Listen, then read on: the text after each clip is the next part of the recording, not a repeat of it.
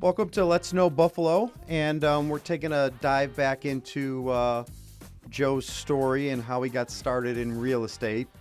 So, where we had left off on our very first episode, you were selling windows. I was quitting real estate and I got hired at Window World. Yes. And then took a U-turn and said, I can't do this. You were done. More importantly, do I look like a pretentious asshole in this sweater? A little bit? No comment. A little bit? I feel, people say it people like it, but I should have put a hoodie It looks back cozy. on. It's warm, You look too. comfortable. All You look a little I just bougie kind of with feel like the a collar. jerk. I feel like a jerk. All right. Do you have a cigar? Get him a cigar. If he was holding a cigar right now, even if it wasn't lit, if you were just holding it, I think it's like a smoking jacket. And none of it goes. I have a Ninja Turtle socks on. None of it goes. I don't. What's your give a favorite Ninja Turtle? I mean, when I was a kid, probably Michelangelo because he was always eating pizza. Sure. Oh, it makes sense. But I don't know. Yeah, probably Michelangelo. It was hard I to. was a Leonardo guy. The swords. Nope. The blue. Just blue. Swords are cool, but the blue. I actually liked Donatello too because he had the bow staff. Oh, and yeah. when I was a kid, and I went to the Western New York Karate Center, which is still there, at Main and Transit. Once you were at I don't even know what age where you could do weapons class, and I had a bow staff like Donatello. Really? Yeah. Huh. It's a dangerous thing. You think about a stick like that. I guess, yeah. You know what I mean? That's a dangerous weapon. You just jab someone in the face We're with really getting off on a tangent here. because I look Are like you a jerk. deflecting? All right. Probably should have talked about that before we got started. I would have told you to take it off. All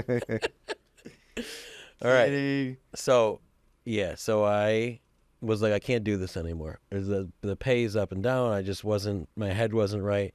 And there was a quote that kept going through my head, which is something along the lines of there's no such thing as failure. You either quit or you succeeded. And I was like, I'm quitting something that I actually am good at. What am I doing? Made a U-turn. And nothing against Window World. Honestly, sometimes I look back and think I should have fucking taken that job. But I know a lot of guys that work and they're making six figures. yeah, there was for a you're sales good, yeah. job, that was a great gig actually. Sure. But I think it was the one time my pride and my ego served me well. That it was the idea that I finally thought I was good at something. I just wasn't successful at it, and I couldn't. So I'm quitting at it though. But I wanted to turn that around, and I didn't want people to know that I quit something. So I made a U-turn, dropped off the windows, and said, I can't do this right now. And the next year, my business doubled. And In real estate. yes, Yeah. and that was, we had mentioned it before. There's a tale of being 3 feet from gold, in the gold rush, somebody digging for gold forever, buying this land, and then thinking, there's nothing here. Sell it to someone else. 3 more feet, they would have had everything they ever wanted. And it was for me, the success was a story like that, because I wasn't good at marketing myself, and I wasn't good at really expanding my reach in my sphere. But what I was good at was doing a really good job by my clients. And so what happened, the reason my business doubled was simply because I had just been doing it long enough that next year I had some referrals, and I had 6 people who I had sold them their first house, were in the house long enough where they're like, hey, we want to sell and we want to buy So something you were else. right there. You So didn't there's even know. 12 deals that were right there, 12, which is the average that a salesperson does in a whole year. And and that was just half of what I did, but 12 of them simply came because I had stuck around long Right, enough. those were seeds that you had already planted. Yeah. And they were coming around. I just recently had a conversation with a newer agent, and he's been at it 3 months, and he is doing everything right. That's the kid calling the for sale by owners. Yes. He's young, he's aggressive, but he's impatient. and it's just not going to happen overnight. Yeah. And I just said, just breathe, relax. Yeah. And then I said, why the fuck are you talking to other brokerages? You just got here. Like, keep doing what you're doing. You're fine. Like, you're in the same conversation. You told me that you're turning down listings because you're going to switch brokerages. What? Yeah. I said, that is the ultimate goal. Like, what are you doing? I said, just be patient. Yeah. Just breathe, right? Like, you're doing everything right. I appreciate you wanting to be aggressive and wanting more, but you're impatient and you're young and you just don't know what you don't know. But he's making things happen and he just doesn't feel like it's enough yet, but he's there. He just needs to, it's coming. It's, yeah. Real estate's a long game. And any 100%. business is, but real estate. And I get when you're not collecting a paycheck and when you want to prove yourself and you see somebody that's been in it 5 years and 10 years winning awards and having a sale every 2 weeks and having clients, you want to be like them and you're like, oh, well, this should already have happened. But right. Again, They don't see what the journey was to get there. And we've all been there, right? And I appreciate the young aggressiveness. And he's cold calling and he's doing a lot of things that I don't ever want to do. And how old is this kid? 20. Yeah, see, for me, because I started at 20, but I wasn't aggressive. So it took me, like, the year where my business doubled, I think I was 28. So, like, it took me 9 years, something like that, to get to that point. Whereas, had I got licensed later in life, like in my 30s, and had some more life experience, I know I would have been successful faster. Plus 3 months at 20 years old. And, again, it's a lesson learned, right? Yeah. And I said, I kind of had a heart to heart with him. And I said, listen, if you don't feel like you're getting what you need out of this, because all the training is there, the staff is there, your colleagues are there, like, you're not asking the right questions, right? So, like, I can't help you unless I know what you need help with. Right, yeah. And I think a light bulb went off. And I said, listen, in a year, go talk to every brokerage in Buffalo and see if the grass is green on the other side, right? Like, there's nothing wrong with that. But you've had your license 3 months. Like, right. you're doing the right thing. Just be patient. So back to your story saying that you were right there and didn't realize it. So that's what my point was, just that experience and just being young. And, if we knew what we knew today at our age back then, like, right? Yeah. Life's way easier. Yeah. I had to think we know everything in our teens and our 20s, and we don't know shit. Well, that goes, when you were saying that about that kid, one thing I learned in real estate is, like, once I felt comfortable earlier on knowing I don't know everything, and I've never seen it all. Like, to this day, there's almost no two deals that are the same. When sometimes a problem arises, sometimes it's something you've never seen before. Yeah. And that's okay. But it's the exercise of going through and seeing so much stuff that you can handle it.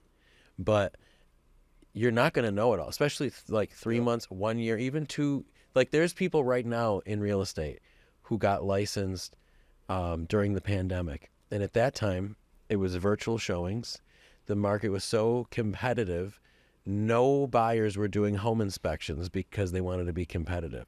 So there's agents in the top 100 who have never had to negotiate before, because it was just a matter of writing up the highest offer, winning, and it goes right to closing because there was no inspection or anything. So there's agents who are extremely successful now, but you think about experienced-wise, like, even some of the most successful agents, you're just not going to learn everything overnight. And what's wild to me is hearing some of the stories from some veterans that are a little bit older, and just how they used to write offers, and when the book came out of all the listing, like, that is insane to me.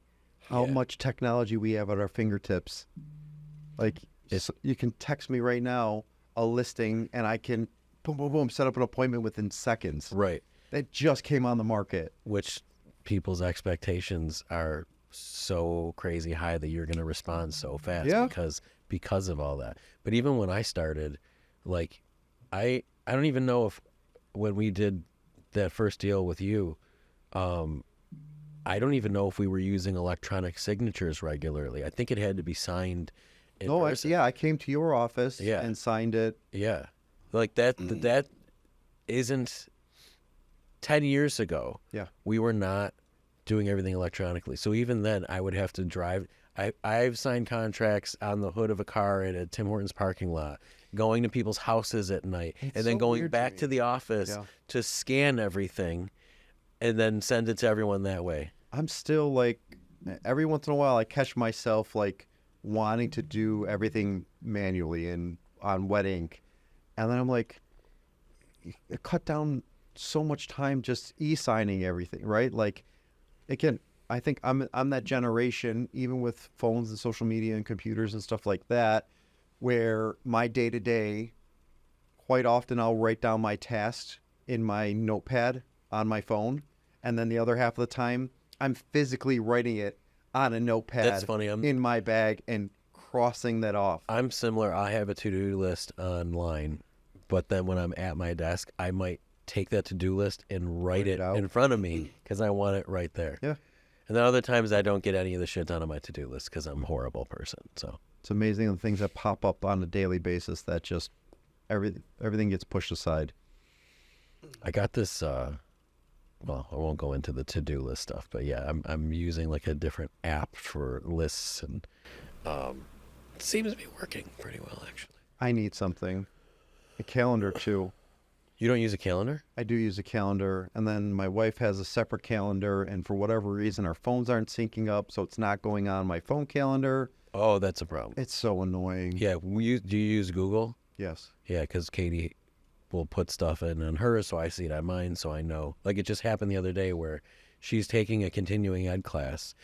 I have somebody that wants me to walk through their house for a listing, and like had she not had that in there, like we'd have a huge issue with no one picking up our kid. We've run into some problems. So having the dual calendar. So is I have huge. to get on the same page with the calendar. Maybe I'll ask you afterwards, but we need to get. Yeah, you can calendars share synced up. the calendars. That's our. It's that's what we're- that's huge. So anything she puts in there, I see it.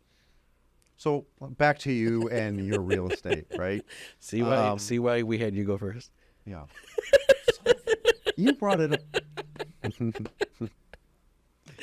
up. So overall, how long have you been in real estate? Like, This is year 18 for me. that's incredible. Yeah, I'm And you're only man. 28.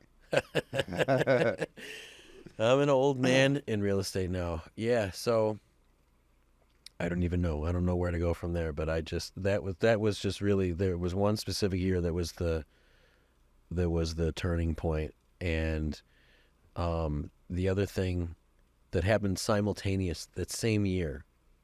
That's when I started. So I think the year was like 2015. And that's when I made the conscious decision, I'm going to post at least once a week, and it's going to be real estate related. And that's when I started using a hashtag, which I rarely ever used before, or now. But I started using the hashtag, the things I see in houses. I've used it very early on because of you. Like, because I think I remember calling you the first time I saw it. I was like, Joe, that is incredible.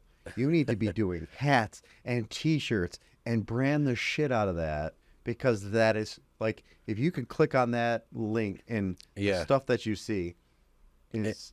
And I want to start using it more again, but that was, in 2015, people weren't using social media effectively. Right. And you think about, so at that time in real estate, I'm like, how old am I? My late 20s. And most agents, like COVID hit that wave of a lot of young people coming into the business. Mm-hmm. At the time, I'm in my late 20s, like me and Katie and James Fleming on our team, like we're far and away the youngest people in our office. And so that was sort of what the whole industry looked like for the most part. So people weren't utilizing social media properly. You would have people just posting like, it's a great time to buy, call me. There's a great old saying, like, people love to buy, but they hate to be sold. Like, that's not working. So it was actually When I read Grant Cardone's 10X rule, there was just a simple thing that stood out to me in there, and he was talking about being omnipresent. You want to be everywhere. People, when they think of your product, they need to think of you. When they think of you, they think of your product. And I was like, yeah, I need to dedicate in the next year. Everyone that knows me is going to think real estate, and when they think real estate, they're going to think of me. Sure. But I didn't want to be salesy, so the things I see in houses was just a way. There was a reminder like, hey, I'm in real estate, but it might just be like someone's weird, funky furniture. I'm not asking for a sale. Right. I'm not promoting a product. I'm not asking you to call me. There's no call to action. It's just, hey, look at this funny thing that I saw. And it's subtle, it's subliminally a reminder like, I'm in houses all the time. I'm in real estate. Sure. So that coincided with the not quitting. It kind of happened to be like that. I don't remember which came first, but that all happened at that same time where I was like, maybe that was after I decided I'm not going to quit, but I was dedicated to everyone needs to know that I do this.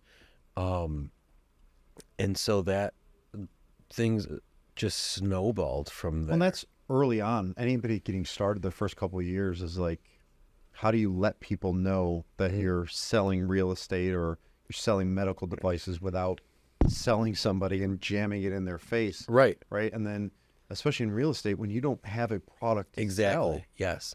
how do you prove to people you know what you're doing? Yes. I always And tell that is tough. when salespeople come to real estate from another industry where they worked for a company That and gave had them a product to sell. and they're like, I'm great at selling. I can sell houses. And that's the first thing I would ask them. Great. Well, the first thing you need is a product. How do you get that? You know, Like that right I mean, there. I'd sell $100 million a year if I had $100 million a year to sell. Right. Like Exactly. That right there is that inventory. people don't think about like, oh, and if you don't have a product to sell, you can find people and represent them to help them buy something. Now, how are you going to convince them that they should trust you when you have no track record? I mean, it's a really hard thing for someone to wrap their head around. Like, oh, I have to wear all the hats, and I'm starting with literally nothing. How do I do that? Yeah. And I think it's super difficult when you're young, right? And you don't my have God. life experience. I think for me getting into real estate at 35, I had a business background and a track Yes. record that my friends trusted me, Yeah. not because I was a real estate agent, 'Cause they you- trusted me because I was an entrepreneur. Yes. And I was a successful business owner. Well, right, So, like when I was saying in the last episode about how I never knew that when Oogie Games, when you were transitioning out of that there was a struggle going on. sure. So from the outside, like in the community, this is someone who's on the board at the Make-A-Wish Foundation. He's a successful entrepreneur. Now he's in real estate. Obviously, like he knows what he's doing. Like that's the perception out the gate because. Oh, and I of think the, it was of the probably the connections you made. closest people, like my closest friend or two that I could confide in, right? Like other business owners and my wife and, my doctor, right? Like, But that having, I've always seen it too. Anyone that comes from another background that was very successful, it's definitely a learnable thing. But when you're 20 and you have no life experience, yeah. and you have no I'm confidence, glad I wish I would have gotten into real estate in my early 20s, and the path that I took, I wouldn't change anything for it. yeah, But just knowing what I know now, if I knew in my early 20s, had I got started then, oh, dude, when I first started and I had no money, I had this client who he was a property manager in Lovejoy. Okay, so I had my first like 10 listings were these houses in Lovejoy for like $30,000, and the year I bought my first house, I made $27,000 that year. So I didn't have enough money to like buy multiple houses at $27,000. But my plan at that time was like, dude, I want to make so much money to buy these houses because at the time you could buy a livable house and sometimes two-family house for under $50,000, and it was rented for like $350 a side, and the mortgage at $30,000, it was about $250-$300 a month. Like, if I was just a couple years further ahead and getting my shit together, Like I could have 10 properties in Lovejoy that I paid 30 grand for, that are worth 150,000 a piece now. So yeah, I wish if I knew what I knew, but yeah. We knew what we knew. What were we talking about before? So, well, I guess Oh, I was talking about like the things I see in houses. yeah. And just putting yourself. Well, and the out other there. cool thing that you do, and I think a lot of advice that I've given to a lot of younger real estate agents is your social media can't be sell, right? Like I have my personal page and then I have my Kevin McMullen real estate agent page, and I don't do anything with that. It's all one. It's all me, right? Like to do more than one is very difficult in my opinion, right? I don't think it makes sense in real estate to do that. And so what you see of me on social media is a mixture of my business and my personal life, and they're all in one, right? Well, this is a very personal business, and like you had mentioned before. So that's my point is with you or any real estate agent, right? Like people want to work with people they like, number one, and your personality comes out, especially with the food and the niche stuff, right? Like that's the things you see in houses and the different reviews of the pizza. Like that's fun and playful. Like I want to be around somebody that's fun and playful and not always super serious or jerky or just like all business. I'm going to sell you this and throw it in your face. And I think approachability comes into that too. Like if you have regular stuff on your feed and it's not just all business that you something that you paid for. Yeah. It's a lot easier to click to message that person. If someone's like, oh, that's my friend, and you see this like facade of it's just a business, like it might not be as easy to click to message that person as like, oh, look, here's their family, like they're a normal person, like that. It makes it that much easier for someone to connect with. Well, I like to, again, have a good mix. Now, before I got into real estate, my social media, I didn't have Instagram. I had Facebook, I had Twitter, but mine was all locked up. And unless I really knew who you were, like if we weren't friends, like, why are you following? Like, it just didn't make sense to me. You know what I mean? Yeah. But that's because I was a business owner and I was behind the scenes. Like, I would pump my store brand on that page. That was all wide open. Right. But me personally, I didn't care if anybody knew who I was. That's not what I want. Right. And now that I'm in sales, in real estate, I want everybody to know who I am and everybody to know what I do and what I sell, because that's the nature of the beast. It's interesting in real estate too, because there's so many realtors. Like the majority of my friends on social media are realtors. So in one sense, like that's not helping grow my business. I need to be better about adding people constantly that are not realtors. But having realtors on there is a huge benefit too, because when I post just like a listing, that like I know I did a deal a few years ago with my friend Beth Matthews, and she pointed right to, because of a post I made on my personal page about the house, she had buyers that were not looking in the area of this house, but the price point in the house, she was like, I bet that would be good for them. And that's just one example of a deal being put together just from the relationships within the industry I just on had social to sell media. a house. It's a single family home with renters, so it's got tenants.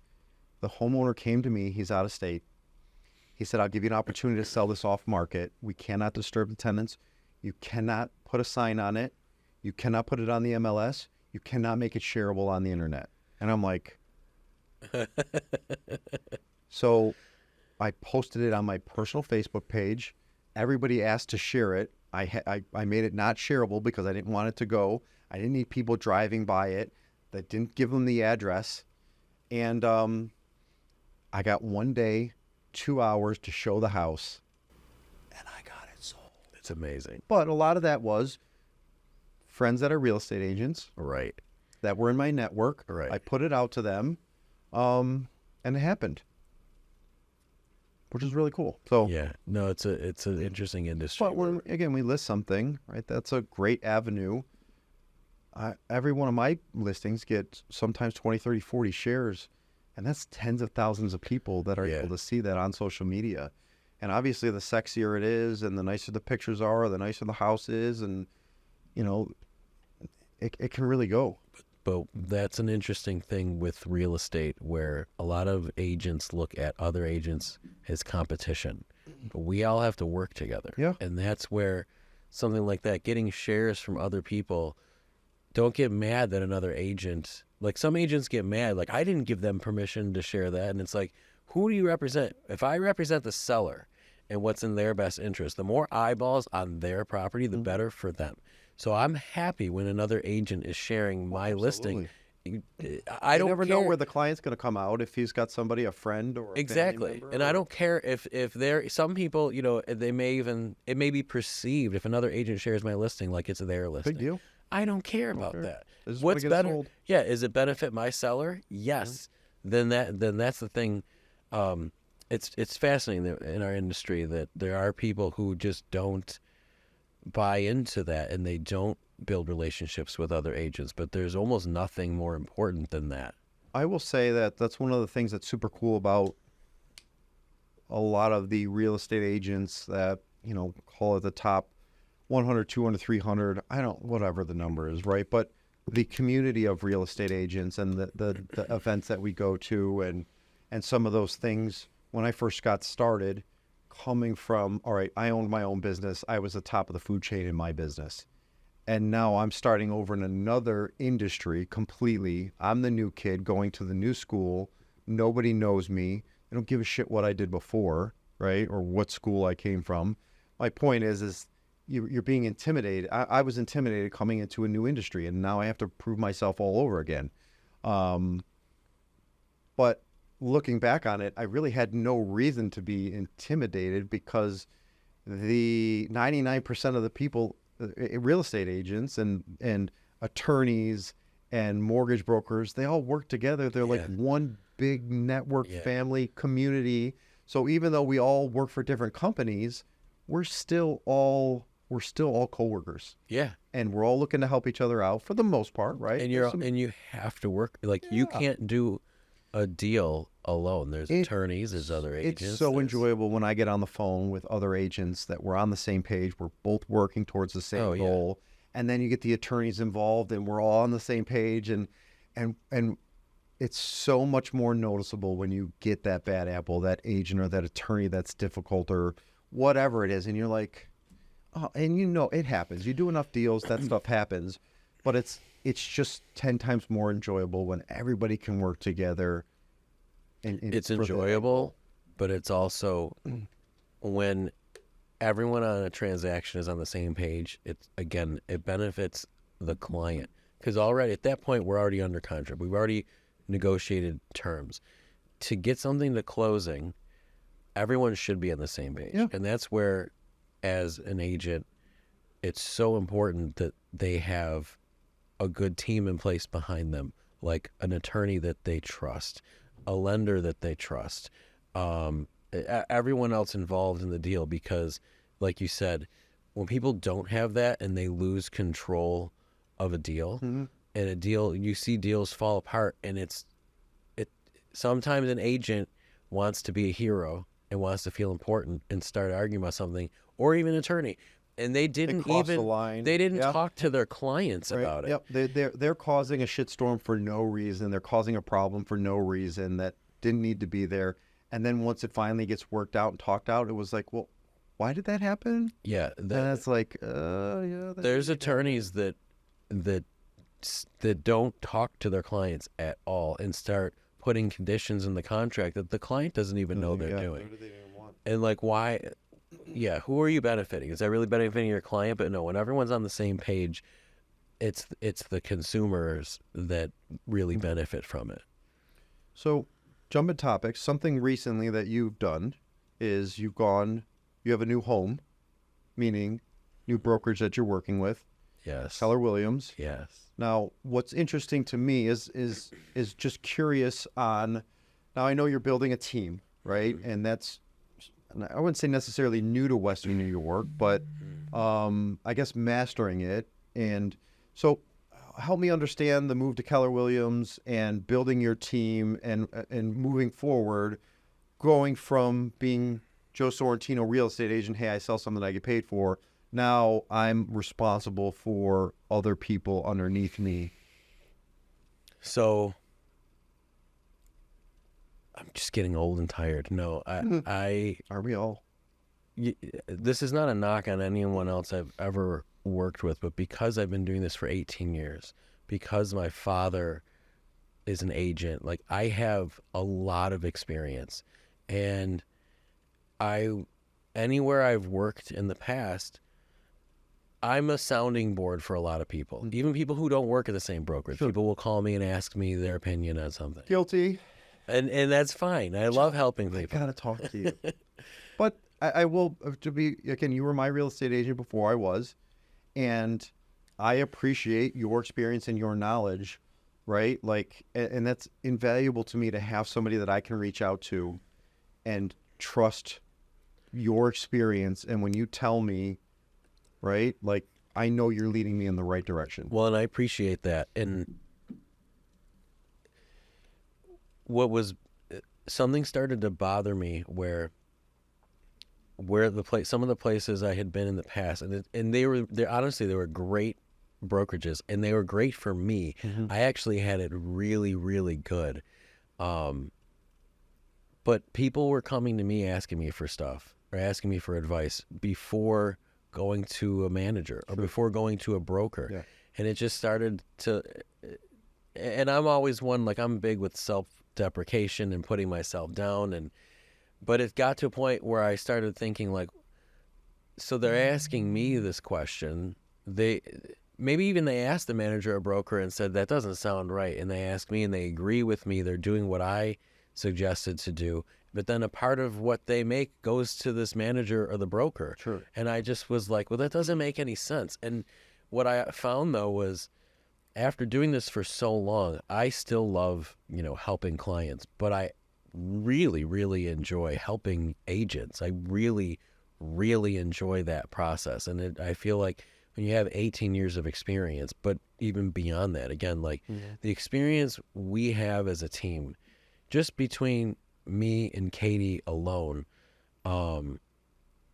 just between me and Katie, it's like over 1,000 transactions worth of experience because I have hundreds of transactions under my belt, but then when I worked side by side with my father when I first started, so there was hundreds of transactions there. Yeah. And then when Katie got licensed, she was assisting Susie Lenahan, who's the #1 agent in the city. And in her first 5 years, Katie essentially oversaw and participated in like 400 or 500 transactions in just 5 years. Yeah, so we have so much experience and know how to handle so many situations that it's like, helping one client at a time is great, but I think we could help so many more people. And so helping agents handle those situations, like that started becoming something where I noticed I was spending time talking to other people who I'm getting nothing from it and realizing like, I think maybe there's something here. Sure. Maybe we should expand upon that. So that's how like the initial inception of like, maybe it's time we do a team because I kind of was at max capacity of what I can handle myself anyways. And I found this new passion of helping other people and working with other agents. So it started from there. So the switch to Keller Williams came because I had I have nothing bad to say about anywhere I was in the past. I love the brokers that I worked for before and the places that I worked. But you mentioned teams being different or sort of new to Buffalo, kind of, but not really. Yeah. And I don't mean that like, No, all right, they started recently, but here's the thing though. Teams are far behind in Buffalo than they are outside of Buffalo. When you talk to people who deal with real estate on a national level, a team structure is what everybody's doing now. Like in other places, the majority of agents at a brokerage are part of a team, and they're teams of like 30, 40, 50 people. True. And so when I met Anthony Butera, who I met him through my friend Kelly Barbas, who's the team leader at Keller Williams, and became very close friends with the COO, Jess Woons, and they introduced me to Anthony. Anthony had built and ran a team that nobody has been able to do what he did in Rochester, New York, here in Buffalo before. So that opened my eyes to like, wait a minute. So here I am at other brokerages. I'm helping people. They're asking me all these questions and stuff. And I've been offered management and leadership positions before at other brokers. So I started thinking maybe that's a direction. But now I met somebody who, in a short amount of time, his experience far exceeded mine. And I was like, I haven't seen that before. Right. And then through him and through Keller Williams, because they're a national company, but especially through the Rochester and Canandaigua Keller Williams franchises, I've met these agents who have built these teams that are incredible.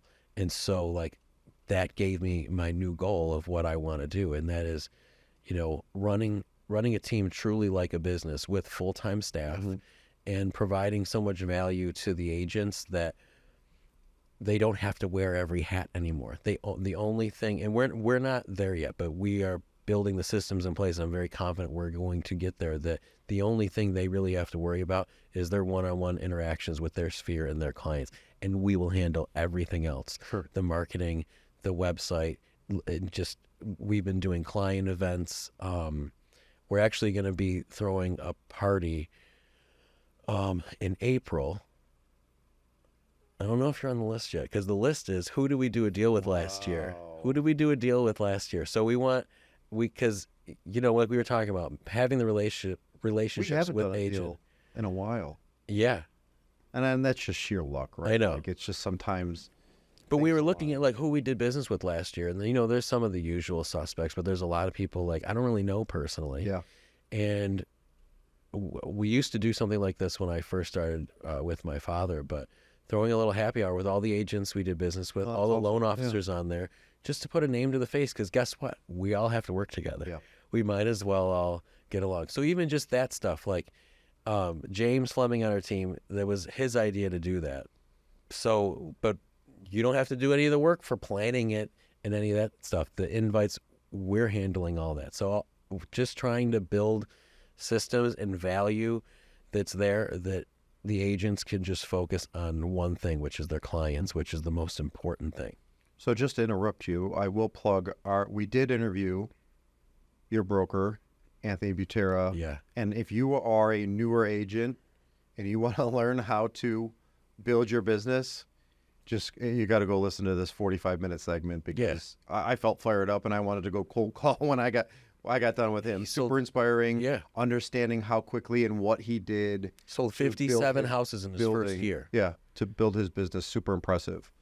So. Yeah. So all those things, that's why I was like, okay, we have to go to Keller Williams. Now the new goal that I had set, to me, was clear. Nowhere else locally can help me achieve that. And that's the thing. I used to always say to our friend Greg Strauss, people go where they belong, right? Like, there's never going to be a one-size-fits-all thing. And there are so many great brokerages, especially locally owned brokerages in Buffalo, New York. And Keller Williams is not a fit for everybody. Mm-hmm. But for me, it was the obvious no-brainer, like for what we want to accomplish as a team. That's the only place that I feel comfortable, because what I want to do has actually been done before. Not just once, not just Anthony. Yeah. Over and over and over and over again, and thousands of times over across the country. So I had to get connected into that. And so I'm so grateful, because we had started the team before Keller Williams, but I didn't know what I was doing. I didn't know how to run it. And so when we moved over, so it's me, it's Katie, and Katie's kind of manning the director of operations back end side of it. We have Jen Getty from Zinnia Transaction Coordination, who she works with other agents as well. But me and Jen go back. Jen worked with me as a transaction coordinator when she first started. So like we kind of built how she does her business together in going over the transaction and making the client experience way better than I was ever able to do on my own. And James Fleming, who I have known since second grade, and I was his agent, and then he got a license.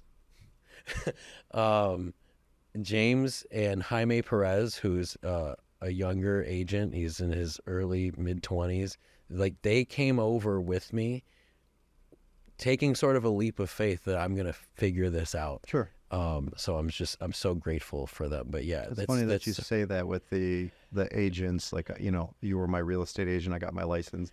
Just recently happened to me that one of my investors. Yeah, investors, man. Yeah. That's exactly what happened with James. James has a great story of, I sold him his first house, and then I sold him an investment that he flipped, and then he did a for sale by owner, and then was like, what the fuck am I doing? And got his license after that because he realized, oh, there's so much more going on. Yeah. Than he realized. You know who else too? Do you know Jeff Danahy? Oh, Jeff Danahy. Danahy Real Estate. Jeff Danahy is one of the greatest people. Seriously, one of the nicest people I've ever met. And he's got a great local brokerage, but he was an investor. And through some of my, before I got over the hump, when things were like really, really tough, without his business, I may have been screwed. Like, cause he back when I was only selling like $2 million a year at the time, and like $1 million of it may have come from him. No, sure. So I was like, but then he got his license, and I'm like, all right, I gotta figure this out. Those sort of fruits of your labor, right? Like, those are relationships that you've built. They're blossoming. Oh, sure. And one of my favorite things is when a client wants to put an offer in or look at a house, and I see the agent on the other side, and it's almost a sense of relief. I'm like, oh, I know this transaction is going to be easy. They're going to answer my questions honestly. Like, you know what I mean? Like, I'm just laughing because I think it's funny. The longer you do this and the longer you get to know people, then there's this, oh, this is listed by so-and-so. I already know it's way underpriced. So I don't even have to look at the numbers, and I'll tell my client, like, whatever it's listed at, you're going to have to go way over because they always underprice stuff. Or the opposite, like, this thing's going to set. Yeah, exactly. Like, you get to know that I'll stuff. be like, just let's hold off. On, that deadline's not going anywhere. Yeah. Let's get a deal afterwards. That's so funny. But yeah, that's how I ended up at Keller Williams. I finally had the new site set, and it was just very clear to me there's nowhere else I could go to achieve what I want to achieve. And that's great. And that's new, right? Like, I mean, 6 months? Yeah, about 6-7 months now. So this will be your first full year, 2024? Yes. So, yeah, I'm excited about 2024. One of the things by doing the podcast, we met Kate Glazer. Yeah. And, Katie and I never really were super involved with charity. We always wanted to be and just didn't know, like, where do you start? What do you do? So one of the things we're doing on our team is with every sale, a portion of the proceeds are going to Hope Rises. Oh, wow. That's impressive. So that's really cool. Nice. Just to find something that you believe in. Yeah. You see what they're doing. I think they do amazing things. Katie and I also, we joined 716 Paws, which is a local rescue. So we're doing stuff with them, and we have some plans to do in the summertime when the ground is dry for dog people. Any listings that we have, we want to do a couple open houses where we'll have some dogs that are up for adoption at the house. That's awesome. My problem with doing some of that stuff is, like, I want to take every single one home. Might give them all to me. I don't see. Yeah, I know what you mean. Katie has that problem too, but I don't have that problem. I love dogs, but I also know, like, we can't have another. I'm like 4 for 4. Every dog that I've ever gone to meet, right, rescue, I've brought them home like literally the same day. Well, with 716 Paws, the reason we got involved with them was last year, almost a year to the day.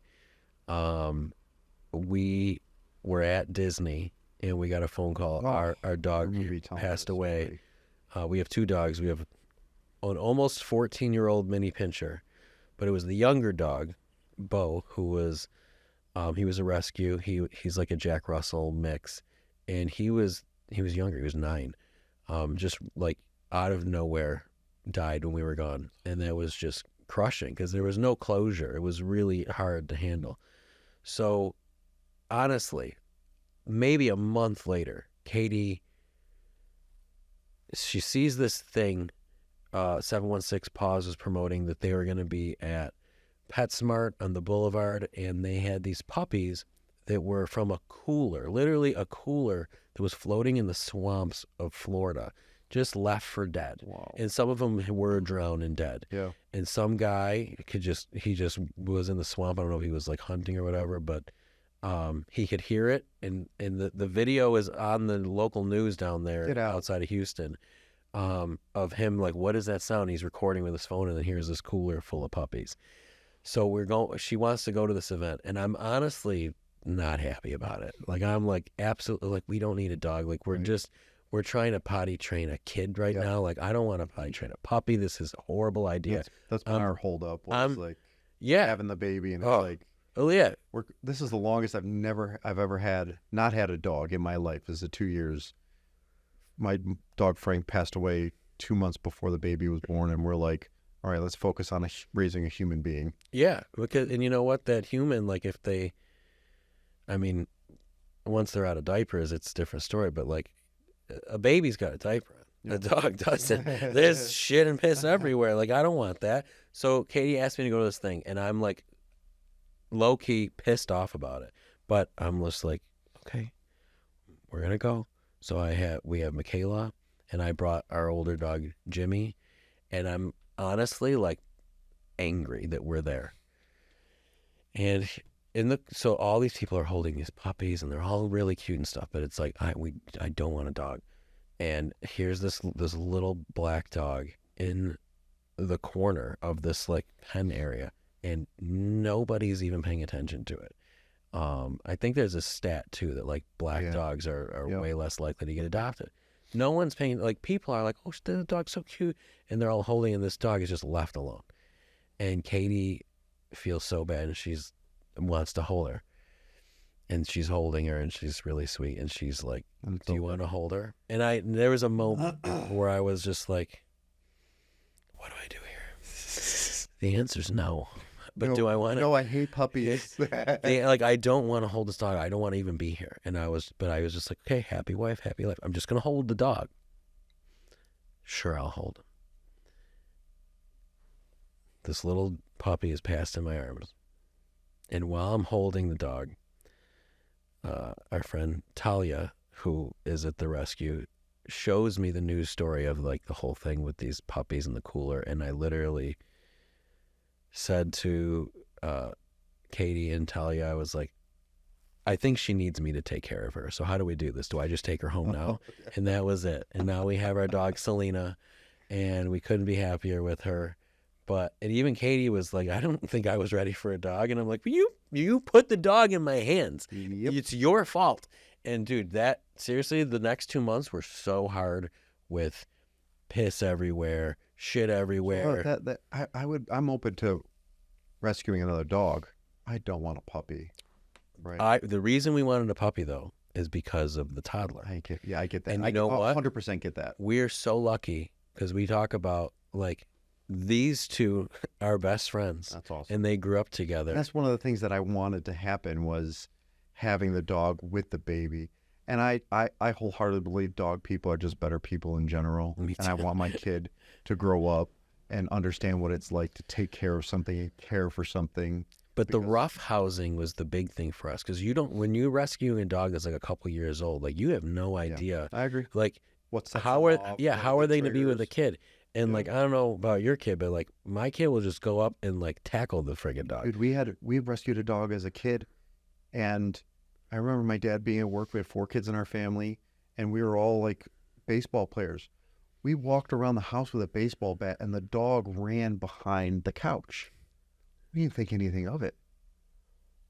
My brother went to reach behind the couch to get the dog out. He was scared. He was probably beaten with a bat or a stick. God. Bit my brother. Yeah, right. Yeah, this. So it's just terrible. You just don't. You don't know. You don't know how they're gonna be. So the fact that like we saw early on, like our dog likes to play in roughhouse, and so does our daughter. Yeah. So they are so great Um, And there's a ton of incredible people and rescues locally. Just and again, we've rescued our last few dogs, and just I'm tireless, thankful. Like, they're not making a lot of money. Like, just these rescues are impressive people that absolutely. go out and do this Oh my God. with a lot of their own money, time, and it's just Yeah, we helped transport a dog a couple weeks ago, and just the idea that these 2 truckloads of dogs, they drove up here from Texas, Yeah. basically out of the goodness of their heart. But yeah, we want to give back to that world, because like, we can't imagine our life without Selena. She's just the best dog, and her and Michaela are best friends. So 716 Paws, that's a big thing that we're going to be trying to help promote their events and stuff like that. And then the other thing we're doing this year is we're doing a first responder and military discount with all of our listings as well. So yeah, building out the systems for the team to help everyone do better, and really trying to give back more is like what we're focusing on right now. well, I think that is an incredible thing that you're doing. Thank you. I don't think I mean, again, it's a testament to Western New York and the people that you have surrounding yourself with, right? Not everybody does that, but we live in an incredible community. I believe in giving back. But I think you're to be super successful, as you've always been every year. Let's hope. Well, here's to 2024. And yeah, that's our latest episode of Let's Know Buffalo. Cheers.